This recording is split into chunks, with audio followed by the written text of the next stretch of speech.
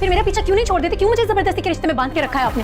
आप यहाँ क्या कर रहे हैं? ये कमरा आपका कब से हो गया? मैं अमल को छोड़ रहा हूँ। अगर तुम हन्नान को छोड़ दो तो हम दोनों एक हो सकते हैं। Bismillahirrahmanirrahim. Welcome back viewers and welcome to our subscribers. Thank you so much for your response. तो जनाब सिर्फ तुम में हमने देखा है कि अभी ने अपना बेडरूम भी अलग कर लिया, दूसरी तरफ हन्नान भी अंदर ही अंदर फिर भी अट्रैक्शन शो कर रहा है सारा की तरफ, जैसे वो उसको अनइंटेंशनली कॉल मिला देता है और उसकी मदद के लिए भी पहुंच जाता है जबकि उसको पता था कि इससे उसका रिलेशन ख़राब होगा। दूसरी तरफ हमज़ा ने एडवांटेज लेना शुरू कर दिया और जब से उसको पता चला बीर और हनान का रिलेशन थोड़ा सा नाजुक कंडीशन पे पहुंच गया है तो वो जल्दी से अबीर के रूम तक एक्सेस भी ले लेता है।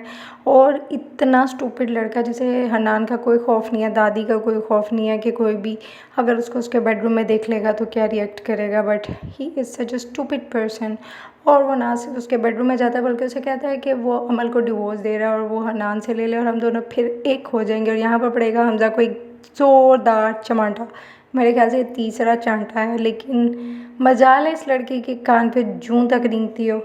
फ़िलहाल जो भी सिचुएशन है इसमें अबीर का रिएक्शन बिल्कुल पॉजिटिव आ रहा है क्योंकि वो जो भी कर रही है वो वाकई में नेचुरल है और ऐसा कोई भी लड़की टॉलरेट नहीं करती। दूसरी तरफ जब वो हमज़ा कहता है कि मैं अमल को छोड़ा हूँ तो वो स्टूपिड इतनी चालाकी से बात करता है जबकि अमल ने उसको कह दिया है कि उसका वकील उसको नोटिस दे रहा है, यानी कि वो खुद से खुला फाइल कर रही है। इस पर भी हमज़ा ओवर स्मार्ट होकर अबीर को कहता है कि मैं उसे छोड़ा हूँ। बहुत ही चालाक लड़का दिखाया गया। वेल अमल के साथ जब वो इंसल्ट करता है, उसे अपने पैसे की डिमांड करता है तो अमल तो उसे साफ साफ कहते थे कि तुम्हें तो एक धेला नहीं मिलेगा क्योंकि तुम तो मेरे घर खाते पीते रहे हो, तो वो सारे पैसे तो गए कट।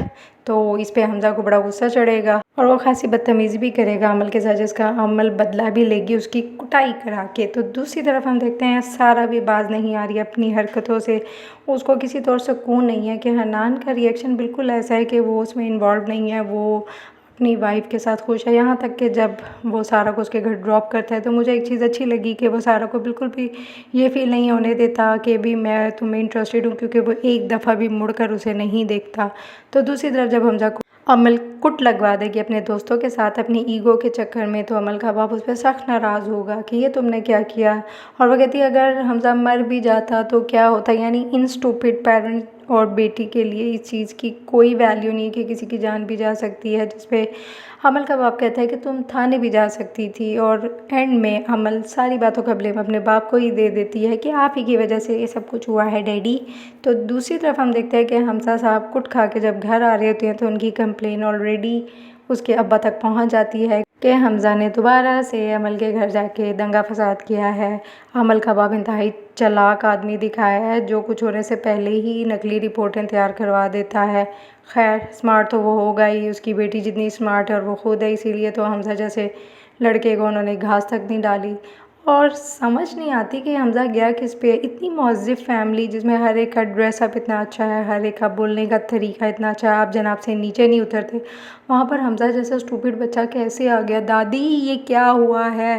खैर छोड़ें इस बात को, जाते हैं अबीर की तरफ। अबीर बेचारी बड़ी परेशान है, अपसेट है और उसे कुछ समझ नहीं आ रहा वो क्या करे। अब इस सिचुएशन में दादी उसको समझा भी नहीं सकती बिकॉज़ अमल ने कह दिया कि दादी अब मैं आपकी कोई बात नहीं सुनूंगी, क्योंकि दादी को चाहिए कि वो हन्नान को भी समझाएं कि तुम सारा का पीछा छोड़ दो, जबकि वो समझा भी रही हैं लेकिन हन्नान के दिल में क्या है और मुँह पे क्या है ये भी समझ नहीं आ रहा, क्योंकि इस टाइम वो 2 किश्तियों में खूब तैराकियाँ लगा रहा है और 2 किश्तियों का सफ़र हमेशा डूबता ही है। भाई उसमें अगर सारा को कुछ नज़र नहीं आ पाता, बल्कि अगर आता भी है लेकिन अब वो अबीर के साथ खुश है तो सारा से कट ऑफ कर ले, उसे कह दे मेरा घर ख़राब हो रहा है तुम्हारी वजह से, सो डोंट कॉन्टेक्ट मी।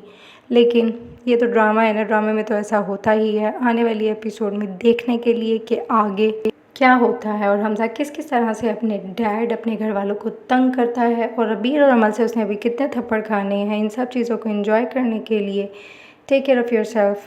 अल्लाह हाफ़िज़।